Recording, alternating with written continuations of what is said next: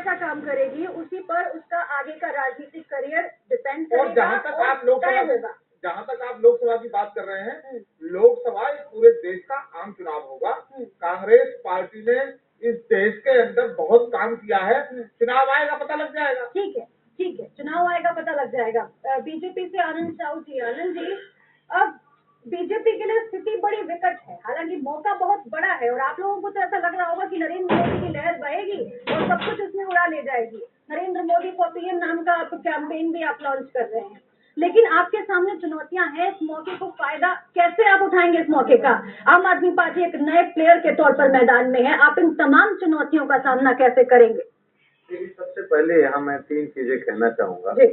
पहले तो एक ये है कि देश में जो 50 से 55 वर्ष जो कांग्रेस की सरकार रही और उससे जो पूरे देश में जो आज एक हताशे की जो स्थिति पैदा हुई है, उसका जो है हमें कहीं न कहीं भारतीय जनता पार्टी पूरे देश में जनता जो है उसकी तरफ देख रही है और वहीं पर लोकप्रियता के रूप में भी आपने कहा आदरणीय नरेंद्र मोदी जी की जो विकास की धारा है उसको जोड़ करके पूरा देश देख रहा है कि आज निश्चित रूप से नरेंद्र मोदी जी ही एक विकल्प के रूप में पूरे देश को एक विकल्प दे सकते हैं।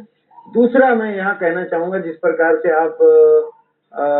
आपने पहले भी कहा कि यहाँ आम आदमी पार्टी के बारे में आपने कहा कि ये कांग्रेस और भाजपा दोनों का वोट को थोड़ा सा इसने विभाजित किया। देखिए यहाँ पर ये सबसे अहम मुद्दा ये होगा कि जो व्यक्ति पहले कभी राजनीति में नहीं रहा और कहीं न कहीं हम लोगों ने भी उसको ये समझा कि भाई ये नुक्कड़ सभा कर रहा है और बहुत सारी बातें जो है खुले मंच से उल्टी सीधी अभद्र भाषाओं का प्रयोग कर करके और वो जनता के बीच में गया। हमने सोचा कि ठीक है, जनता को सब पता है, लेकिन यहाँ मुझे एक चीज लगा कि जो कांग्रेस के खिलाफ जो वोट था, जो सीधे भारतीय जनता पार्टी को आना था, अगर ऐसा होता तो मुझे लगता है कम से कम 55 सीट यहाँ दिल्ली में आती। लेकिन मुझे यहाँ लग रहा है कि थोड़ा सा जो जनता है उन्होंने देखा कि लोक लुभावन इतनी बड़ी बड़ी घोषणा पत्र में उन्होंने कहा कि 50% बिजली माफ। हमने पहले देखिए क्या है, 15 साल हम लोग आंदोलन किए, भारतीय जनता पार्टी बिजली पानी और अन्य सारे भ्रष्टाचार से लेकर सभी मुद्दों पर लेकिन आम आदमी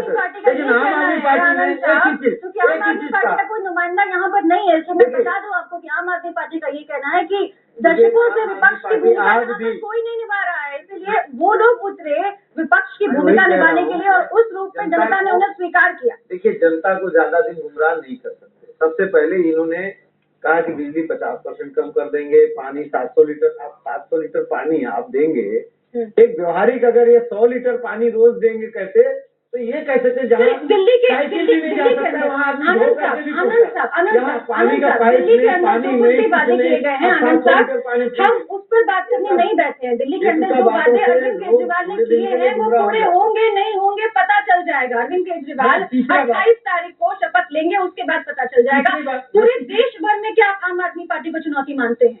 ये तीसरी बात मैं यहाँ कहना चाह रहा था, लेकिन आपने बीच में वो कह दी। अब वो हम पुनः जो है हम कांग्रेस की तरफ बढ़ते हैं। ठीक है, देखिए देश में बड़े बड़े घोटाले हुए, बहुत सारे। मैं नहीं कह रहा हूँ, ये जो कंप्यूटर ऑडिट जनरल जो है भारत सरकार की एजेंसी है, उन्होंने खुलासे किए कि भाई देखो यहाँ 2G में हुआ, कॉमनवेल्थ में हुआ, कोल में हुआ, बहुत सारे और इश्यूज पे आए।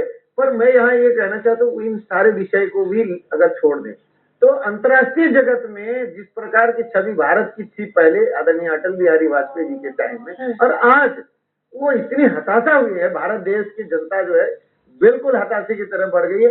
आप चाहे पाकिस्तान का इशू लीजिए, चाहे चाइना का इशू लीजिए, चाहे आप देश की उद्योग जगत को लीजिए, चाहे युवाओं का रोजगार का विषय लीजिए, तमाम विषयों में हताशा ही हताशा। और महंगाई, कमर तोड़ महंगाई, चाहे आप गैस को ले लीजिए, चाहे बिजली को ले लीजिए, तमाम बातें हैं, ये तमाम बातें हैं, लेकिन पेट्रोल डीजल को जो जनता है वो त्रस्त है, इस बात में कोई दो राय नहीं है। लेकिन क्या कांग्रेस का विकल्प बीजेपी बन सकती है? 100% एक और एक मात्र पार्टी भारतीय जनता पार्टी, जो नरेंद्र मोदी जी, आदरणीय अटल बिहारी वाजपेयी जी की तरह हमारे नरेंद्र मोदी जी को आज पूरे देश के लोग देख रहे हैं और ये आप भी देख रहे हैं पूरे देश के जनता। हालांकि अभी जो आप कह रहे हैं कि बीजेपी विकल्प बन सकती है, कहा यह भी जा रहा है कि चूंकि दिल्ली में एक तीसरा विकल्प लोगों को मिल गया, इसलिए उस ओर जाना लोगों ने ज्यादा उचित समझा, ना कि बीजेपी को बहुमत दिलाना। मैं एक बात आनंद साहब, लेकिन अभी हमारे साथ प्रवीण शुक्ला जी भी जुड़े हुए हैं, पत्रकार हैं। प्रवीण जी, ये तमाम चर्चा भी आप सुन रहे हैं और जो परिस्थितियां हैं अभी की, उनके बारे में मैं आपसे टिप्पणी चाहूंगी। कांग्रेस पार्टी के सामने बड़ी चुनौती है कि वो कैसे जो विधानसभा में हुआ वो लोकसभा में ना हो, इस चीज को सुनिश्चित करे। बीजेपी के सामने जो मौका है उसे वो कैसे भुनाएगी, इस बात की चुनौती बीजेपी के सामने है। क्या कुछ देख रहे हैं परिस्थितियां इस वक्त? देखिए 2009 से तो डेफिनेटली इस बार स्थितियां भिन्न है भाजपा के लिए। भाजपा के पास एक कद्दावर नेता है मोदी के रूप में।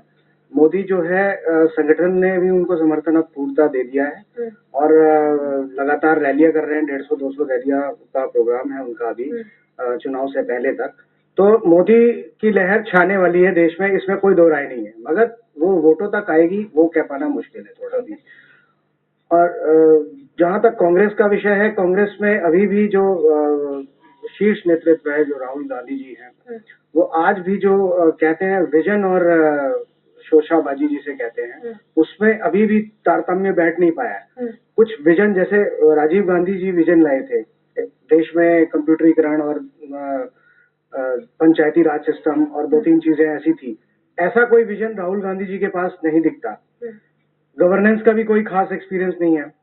तो अगर ये दलित के घर पे जाके बैठ जाना और इससे मतलब इन सब ऊपरी लबो लुआब से वोट प्राप्त करना मुश्किल लग रहा है। ऐसे में दोनों में तीसरा विकल्प भी जो आम आदमी पार्टी आपने बोला, मैं उसे बहुत ज्यादा अहमियत नहीं दूंगा। हालांकि शहरी क्षेत्रों में 50 सीटों पे भाजपा के असर करेगा। भाजपा डरी भी है इस विषय पे, इसीलिए जो है ये नया जो 2014 का जो इन्होंने अभी विजन लाए हैं कि घर घर जाके हम लोग जन जागरण करेंगे, ये उसी को काउंटर करने के लिए बिल्कुल ये उसी तरीके का तो क्या ये व्यक्तित्वों की लड़ाई है, ये बड़ा सवाल है। शिवराम साहब, सवाल तमाम खड़े हो रहे हैं, पहले से भी खड़े होते आए हैं और जैसे जैसे चुनाव नजदीक आएंगे सवाल गहराते चले जाएंगे। राहुल गांधी और नरेंद्र मोदी की तुलना तेज होती चली जाएगी। जैसा कि अभी प्रवीण जी बता रहे हैं कि राहुल गांधी के पास अनुभव नहीं है उतना, नरेंद्र मोदी उस अनुभव में काफी आगे नजर आते हैं। और एक चीज और जिसका आप जवाब दें अभी मैं चाहूंगी